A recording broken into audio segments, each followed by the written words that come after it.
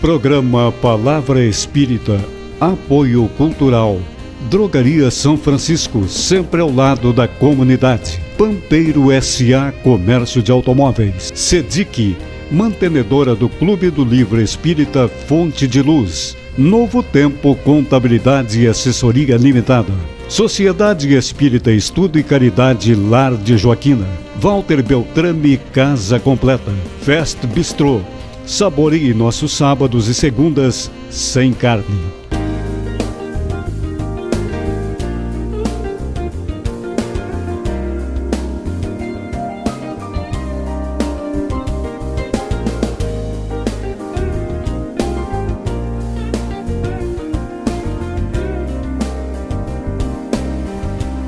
Estamos iniciando o programa Palavra Espírita, agradecendo aos nossos apoiadores culturais, Pampeiro S.A., Drogaria São Francisco, SEDIC, do Clube do Livro Espírita, Lar de Joaquina, Escritório de Contabilidade Novo Tempo, Beltrame Casa Completa e Restaurante Fest Bistrô.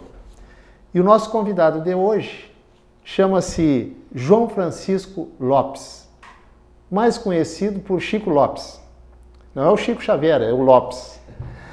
E o Chico vem de Caçapava do Sul e é trabalhador da Sociedade Espírita Nosso Lar daquela cidade. Chico, muito obrigado por ter aceito o nosso convite e vamos bater um papo hoje sobre doutrina espírita. Muito obrigado, Chico. Boa noite, Jader. Boa noite, amigos. A gratidão deve ser minha. A gente precisa do trabalho. O trabalho é o remédio que Deus nos oferece, né? Jesus, nosso guia e modelo, nos ensinou que o amor cobriria a multidão de pecados. E o amor é algo que se aprende no trabalho, no bem. Então, eu que sou grato pelo convite e pela oportunidade de trabalhar. Muito bem. A doutrina espírita, ela é defensora, adepta, com sobradas razões, da reencarnação. Agora, Chico, nós vivemos um pouco aqui, encarnados, e outro pouco lá. Quando nós desencarnamos, viramos espíritos desencarnados, seguramente nós voltaremos novamente a este mundo para continuar aprendendo. Agora, Chico, me diz uma coisa, quanto tempo o espírito desencarnado demora para voltar? Quanto tempo ele fica lá se preparando? A doutrina espírita nos informa a respeito disso? Precisamente não, porque tudo varia de espírito para espírito. Depende da condição de cada um. Um espírito que tem uma condição melhor pode ter a condição de voltar mais rápido. Outros irmãos vão para as regiões umbralinas e lá permanecem por séculos. Outros irmãos ainda em trabalho de aprendizado permanecem no plano espiritual, trabalhando e servindo. Enfim, não existe uma regra. O que se fala é que em torno de, e até se acha em algumas obras de André Luiz, por exemplo, em torno de 40 a 50 anos, mas pode ser menos, pode ser mais, vai variar da condição, depende de espírito. Vai variar da condição espiritual dele, digamos? Da condição e da necessidade dele. Tem irmãos que poderão desencarnar e daqui um pouquinho voltar numa compulsória, em função dos seus equívocos, das suas agressões à lei natural, certo. E eles não vão ter a condição de chegar lá e passar por um processo de aprendizado, é quase um automatismo. Então é uma reencarnação compulsória. Outros irmãos vão chegar lá numa condição muito boa, vão trabalhar, vão aprender mais, vão se preparar para reencarnar numa condição muitas vezes de missionários. Certo. Agora, Chico, ainda falando em reencarnação, quem reencarna com uma deficiência, seja qual for a deficiência, isso aí é uma imposição ou uma opção? Pode ser os dois. É possível que alguém que tenha, digamos assim, por negligência ou por atraso moral, por maldade mesmo, causado grandes danos a alguém e tenha impossibilitado alguém de ganhar o seu sustento, de manter sua família com dignidade, após desencarnar, vai ter o despertar consciencial, o que acontece com todos nós. Desencarnou, encontra-se consigo mesmo. E ele então, sofrendo a dor daquele irmão, ele vai pedir para reencarnar com aquela deficiência para viver, experienciar a dor que ele impôs ao outro. É a chamada expiação. Mas pode que ele não tenha, não aceite, não queira vir com aquela situação, não seja a opção dele. Poderá ser uma imposição, sim, em função da necessidade dele de reparar aquele equívoco cometido. Não vem como castigo, não. digamos. E isso é uma coisa que tem que ficar muito clara. A lei de Deus é de amor, é de justiça. Ela não impõe nada pelo simples prazer de causar a dor. A lei de Deus, ela te permite passar. Em primeiro lugar, Deus fez o amor, a beleza, a alegria, a felicidade. Ela te permite viver a dor para que a gente aprenda com ela. Mas a dor é uma opção nossa. Então a lei não me impõe nada que não me vá ser útil. Ela vai impor a mim aquela expiação no momento em que eu tenha maturidade para aprender com ela. E não fazer mais ao meu próximo o que eu não quero que o meu próximo me faça. Então, por favor. Não, desculpa. Então pode ser uma opção, mas pode ser uma imposição, sim. Perfeitamente. Agora, nesse último programa que nós tivemos, pelo Facebook, uma facebookiana, digamos assim, narrou um fato dizendo o seguinte, que um familiar dela, que eu não estou lembrado qual o grau de parentesco, enfim, ele desencarnou com Alzheimer, num grau bem avançado, em que ele não reconhecia mais as pessoas da família. E aí ela perguntou se, em essa pessoa desencarnando, se ele lembraria, lá no mundo espiritual, da família dele. O que tu nos fala a respeito disso? Lembraria seguramente. Em primeiro lugar, temos que considerar que as doenças, elas são de origem espirituais. Elas nascem no nosso espírito. O corpo é um instrumento de manifestação do espírito. Então, a minha atitude psíquica é desleal e contrária à lei de Deus, está lesando o meu corpo. Físico, meu corpo físico. A partir do momento em que eu desencarnei, eu vou gradualmente recuperar a minha condição de saúde, porque aquela doença foi a expiação de que eu necessitava para me colocar quite com a lei de Deus. Então, sim, o seu parente, passados alguns dias ou alguns meses, também varia de espírito para espírito, ele vai recuperar a memória, vai lembrar da família, vai sentir saudade, o amor vai ser muito grande, a alegria também, porque ele vai se dar conta que ele não morreu, que ele só se livrou de uma veste carnal que já estava danificada, que havia sido danificada por ele mesmo, e assim sucessivamente. Então, realmente, ele vai lembrar da família, sim, e o amor pela família continua. A morte não desfaz as afeições. A morte é só uma separação momentânea e parcial, porque durante o período de sono, por exemplo, os familiares irão encontrá-lo, ele virá encontrar os familiares. O ideal para que isso aconteça é um caminho muito curto e infalível. Claro, se o espírito já tem a condição de receber a família. O encarnado, ao dormir, ao se preparar para o sono, faça a sua prece. Ora, se coloca em harmonia consigo mesmo, com os benfeitores espirituais e pede, porque a disciplina é muito grande na vida espiritual. Pede para que o seu anjo de guarda, como quiser chamar, o seu benfeitor, o seu guia espiritual, o conduza até o seu parente, seu filho, seu marido, mãe. Porque aí os benfeitores espirituais entrarão em contato uns com os outros para saber se aquele espírito já pode receber o seu parente, se vai ser bom para ele, se vai ser útil. São muitas coisas a serem consideradas. Então, que façamos tudo de acordo com os nossos irmãos maiores. Mas a princípio é preciso estar harmonizado e sem rebeldia. Não se pode ter rebeldia perante a desencarnação de alguém. Ainda dentro dessa questão do Alzheimer, que essa senhora pergunta, ela pergunta se vai lembrar. E aí eu vou um pouquinho mais além. Ele não só vai lembrar dos seus entes queridos, os que ficaram, mas também ele poderá se reencontrar com os que lá chegaram antes dele? Certamente, sem dúvida. Muitas vezes eles vêm receber. ninguém morre sozinho, ninguém desencarna sozinho.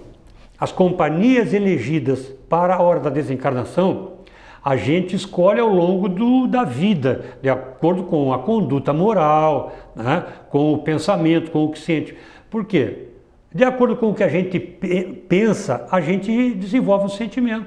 O meu pensamento gera um sentimento. E o meu pensamento e sentimento geram a minha conduta. Então tem aquela máxima que diz assim: diz-me com quem andas e eu te direi quem és. Nós espíritos podemos traduzir de outra forma. Me diz com quem tu é, que eu digo com quem tu anda. Sem dúvida. Né? Então, os parentes vêm, os amigos vêm. Questão 204 do Livro dos Espíritos. A nossa família na vida espiritual é infinitamente maior do que a família que a gente tem aqui agora. Porque aqui nós temos a família desta encarnação, mas lá no plano espiritual estão muitas vezes famílias de muitas outras encarnações nossas. Nós temos centenas de reencarnações. Então, nós, se mantivermos uma conduta moral equilibrada, cristã, nós vamos desencarnar muito bem. Mas, a princípio, é preciso que a gente saiba que uma conduta moral correta e uma conduta cristã significa amar. A gente tem que amar. Amar as pessoas como se não existisse amanhã, já dizia o poeta popular. Né? Amar a si próprio. Ama o teu próximo como a ti mesmo. Uma máxima do Cristo. Ele diz: ama como a ti mesmo. Então eu tenho que amar-me, aprender a amar em mim, para amar ao meu próximo.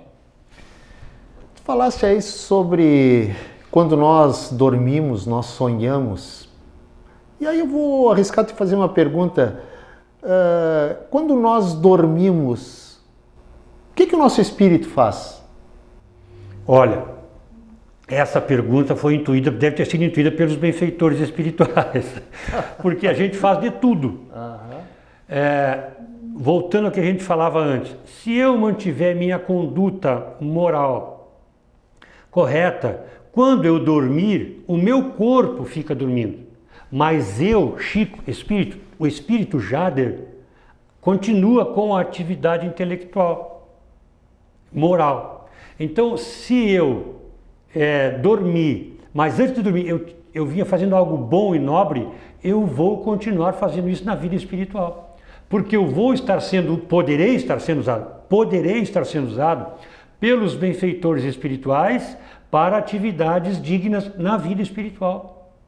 Mas se a minha conduta é desequilibrada e, digamos assim, é imoral, obviamente que eu atraí para mim companhias espirituais também inferiores.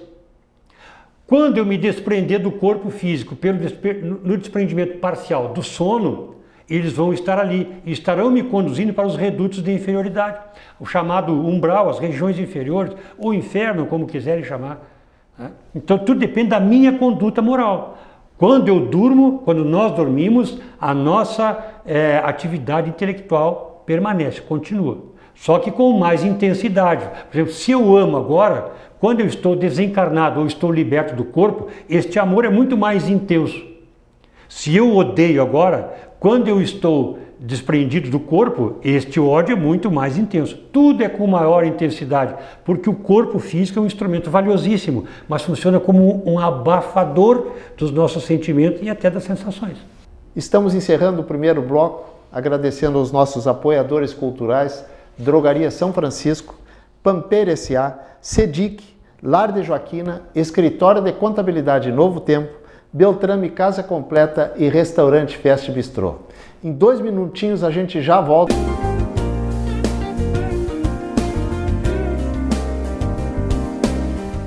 Programa Palavra Espírita, apoio cultural. Drogaria São Francisco, sempre ao lado da comunidade. Pampeiro S.A. Comércio de Automóveis. Sedic, mantenedora do Clube do Livro Espírita Fonte de Luz. Novo Tempo Contabilidade e Assessoria Limitada. Sociedade Espírita Estudo e Caridade Lar de Joaquina. Walter Beltrame Casa Completa. Fest Bistrô. Saboreie nossos sábados e segundas sem carne.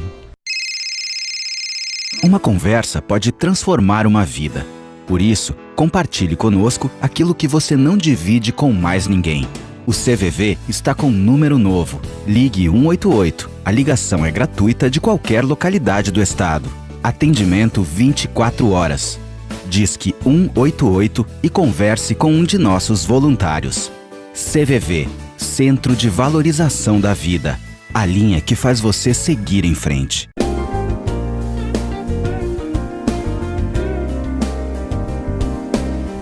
Estamos iniciando o segundo bloco do nosso programa, agradecendo aos nossos apoiadores culturais responsáveis por esse programa existir: Pampeiro S.A., Drogaria São Francisco, Clube do Livro Espírita da CEDIC, Lar de Joaquina, Escritório de Contabilidade Novo Tempo, Beltrame Casa Completa e Restaurante Festa e Bistrô. Estamos conversando hoje com o João Francisco Lopes, de Caçapava do Sul, da Sociedade Espírita Nosso Lar, mais conhecido no mundo espírita, digamos assim, por Chico Lopes. O Chico é radialista em Caçapava, Lavras. Tu te divide entre Lavras e Caçapava? Como é que funciona, seu Chico? É bem assim, eu estou dividido entre Lavras e Caçapava, porque eu sou funcionário público municipal em Lavras, sou radialista lá também. Mas a minha esposa mora em Caçapava porque ela é professora. E eu passo na estrada, E eu era trabalhador até poucos dias atrás do Grupo Espírita Allan Kardec. Há 25 anos eu estou lá, foi a minha casa-mãe, casa que eu... Aí em Lavras. Em Lavras, que eu amo muito. Né? Mas agora, em função de uma aposentadoria que pode acontecer a qualquer momento, eu já estou me estabelecendo em Caçapava. Uma pessoa com um nível espiritual muito pequeno, muito baixo, ao dormir, o espírito dela tem essa capacidade que todos nós temos de se desprender do corpo físico e aí a N lugares. Agora, Chico, como eu te disse no final do segundo bloco, essa pessoa é muito materializada, descrente. Existe a possibilidade de, quando ela dormir, o corpo dela dormir, o espírito dela se desprender, mas por a porta do quarto estar fechada, ela achar que ela não pode sair do quarto? Acontece em larga escala. Muito mais do que se pensa. Em primeiro lugar, vamos voltar lá no livro O Céu e o Inferno de Kardec, quando ele fala do passamento.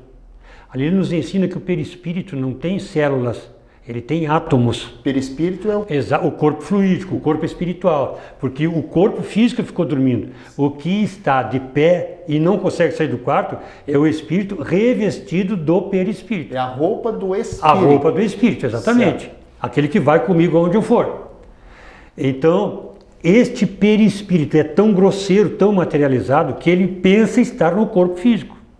E ele não se vê na condição de sair na porta, de sair na parede e assim por diante. O que acontece com os espíritos já mais evoluídos, já mais amadurecidos, já mais desprendidos, mais espiritualizados. Acontece irmãos que desencarnam e ficam ligados ao corpo, porque não se dão conta que desencarnaram. Eram tão materializados, muitos deles, que eles vivem a decomposição do corpo junto. E quando ele chega na sessão mediúnica, os bichos estão me comendo vivo. Aí tu tem que acenar, olha, na realidade estão comendo o seu corpo. Você passou por aquela transformação chamada morte, que não é mais do que um fenômeno biológico. Seu corpo morreu, mas você permanece desencarnado. E aí dá o passe e ele vai se dar conta que desencarnou. Ele é tão materializado, muitos deles, que não se dão conta que desencarnaram. Acontece, ele dorme e não sai do quarto. Ou muitas vezes não consegue voltar para o quarto, quando alguém fechou a porta. É um problema sério. É seríssimo.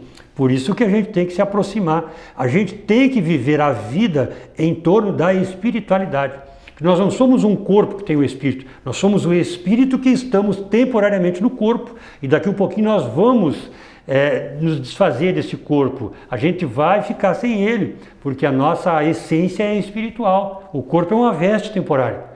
E quando a gente vê as pessoas no mundo materialista, e hoje viver como se não fosse desencarnar nunca dá pena. Porque daqui a um pouquinho vão morrer e nem sabem que morreram. Tu falaste que nós temos que viver a espiritualidade. No espiritismo independe isso aí, tanto faz, qualquer religião. Allan Kardec, o profeta da terceira revelação de Deus para a humanidade, que é o espiritismo, na questão 842 ele pergunta, se não me falha a memória, para Santo Agostinho, um dos pais da Igreja Católica que trabalhou na revelação espírita. Qual dentre todas as religiões é aquela que pode ser considerada melhor? O que os espíritos respondem? aquela que fizer mais homens ou mulheres de bem. Perfeitamente. E aí, qual é que faz mais homens de bem? É o espiritismo? É o protestantismo? É o catolicismo? É o budismo? Não temos como saber. Nós temos que amar e servir, o resto não nos compete. Porque é isso que o Cristo... Na realidade, o budismo, quem era Buda? Buda era um enviado do Cristo para o povo oriental. Confúcio, né? Maomé foi enviado do Cristo. Nada no planeta Terra aconteceu sem que o Cristo supervisionasse, desde o Big Bang e assim por diante. Então, tudo que está escrito em todas as escrituras sagradas de todos os povos, de todas as religiões, resume-se numa palavra: ama. Ama. Independente da religião, a religião é um caminho que a gente tem para seguir. Eu amo minha religião, me tornou um ser muito melhor. Está me tornando, estou me corrigindo muitas deficiências.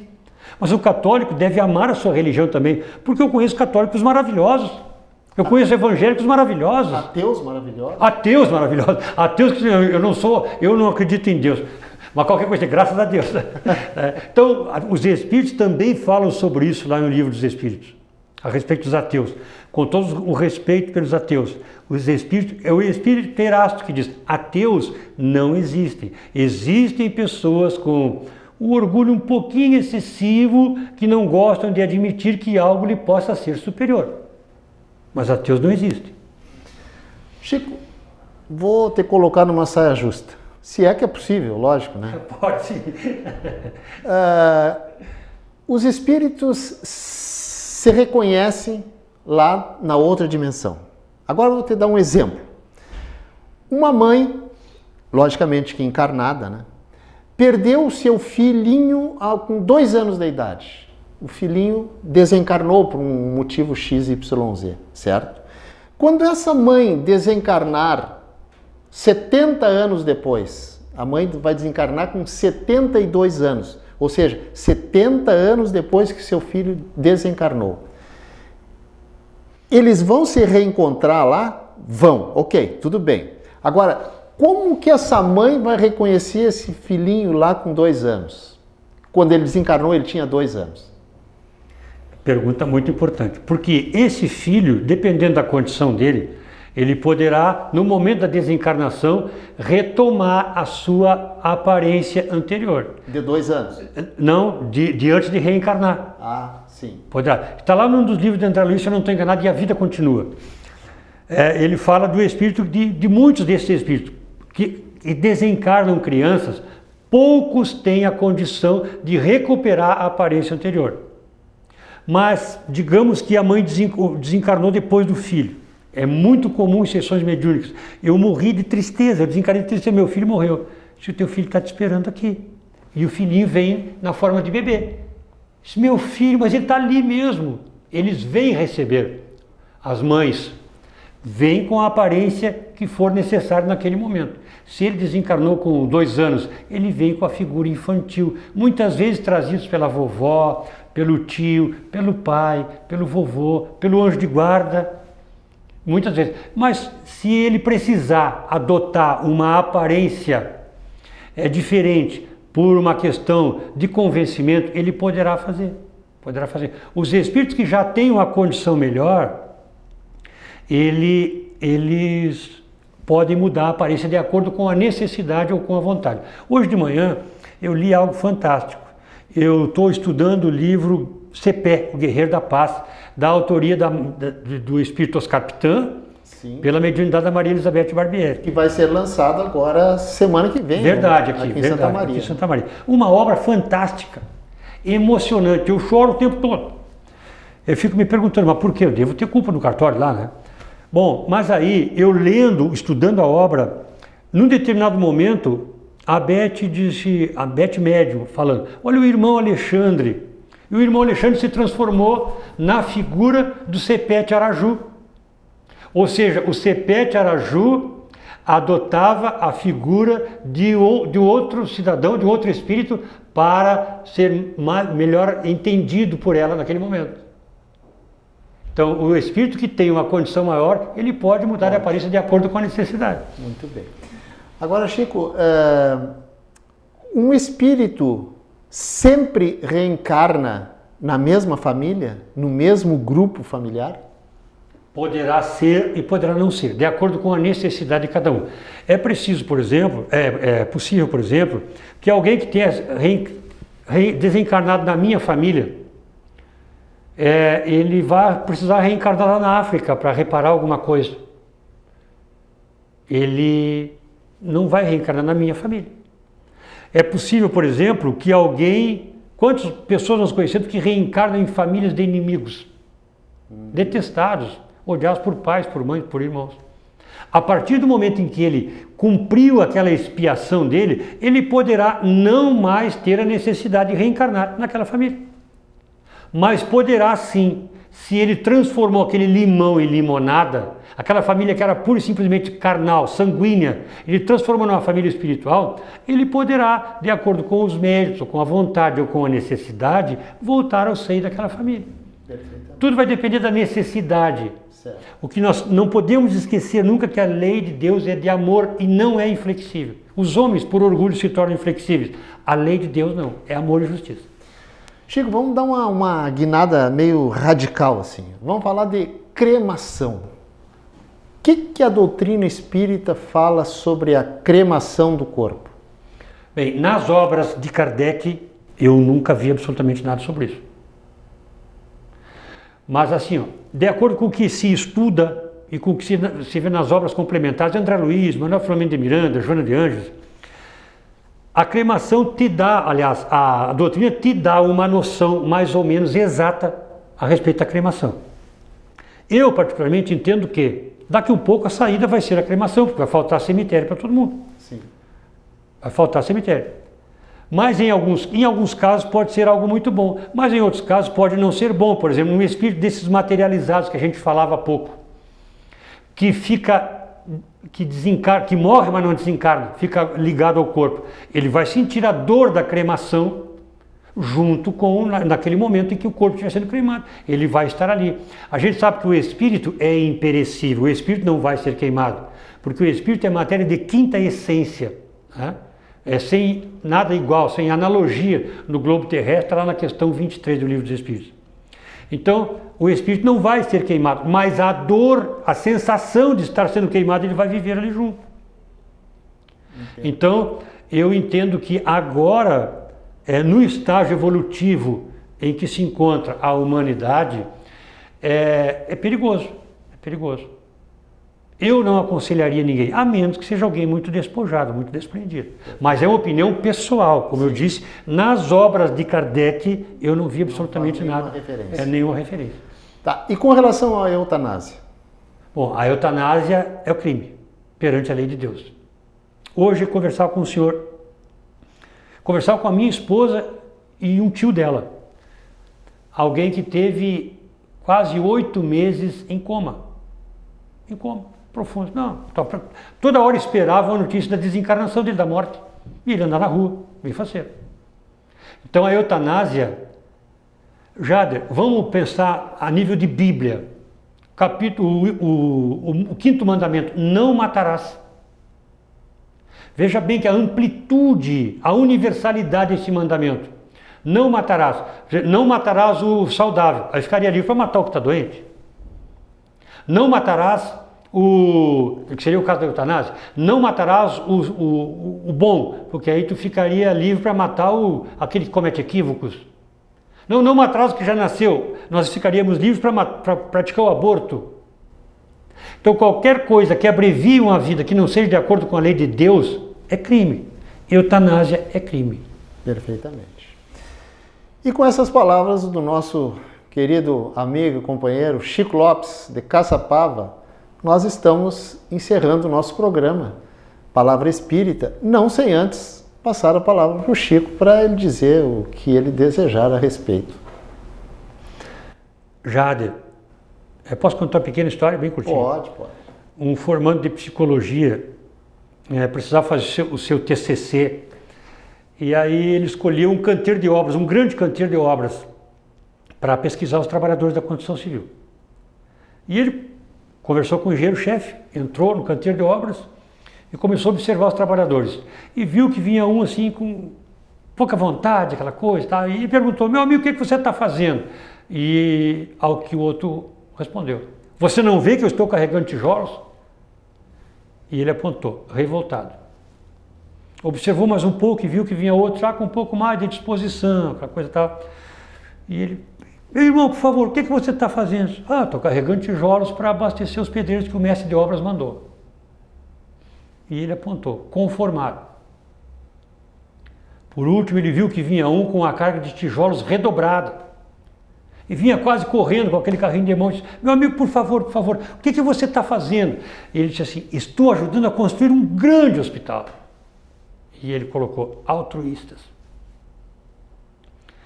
E nós, se esse menino tivesse, se esse formando estivesse ali fora do prédio agora perguntando, o que você está fazendo na vida? Eu vou vivendo, estou vivendo, estou ajudando a construir um mundo muito melhor. Nós temos que ser altruístas. A vida é muita beleza, é muito amor, é muita justiça. Não tem nada de errado na vida. O que está errado está na gente. Então, amar e servir e transformar o nosso planeta não é responsabilidade dos outros. Nós somos co-criadores. E com essa reflexão, aí sim, agora sim, melhor dizendo, a gente encerra o nosso programa Palavra Espírita, agradecendo aos nossos apoiadores culturais, Pampeiro S.A., Drogaria São Francisco, SEDIC, Lar de Joaquina, Escritório de Contabilidade Novo Tempo, Beltrame Casa Completa e Restaurante Fest Bistrô. Agradecendo mais uma vez ao nosso companheiro Chico Lopes, que se deslocou de Caçapava até aqui para participar do nosso programa Palavra Espírita. Muito obrigado, Chico. Muito obrigado aos nossos telespectadores.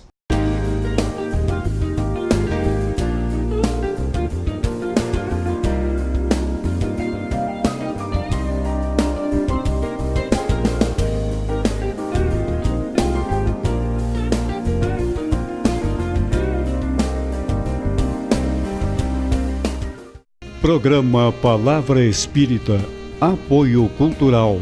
Drogaria São Francisco, sempre ao lado da comunidade. Pampeiro S.A. Comércio de Automóveis. SEDIC, mantenedora do Clube do Livro Espírita Fonte de Luz. Novo Tempo Contabilidade e Assessoria Limitada. Sociedade Espírita Estudo e Caridade Lar de Joaquina. Walter Beltrame Casa Completa. Fest Bistrô. Saboreie nossos sábados e segundas sem carne.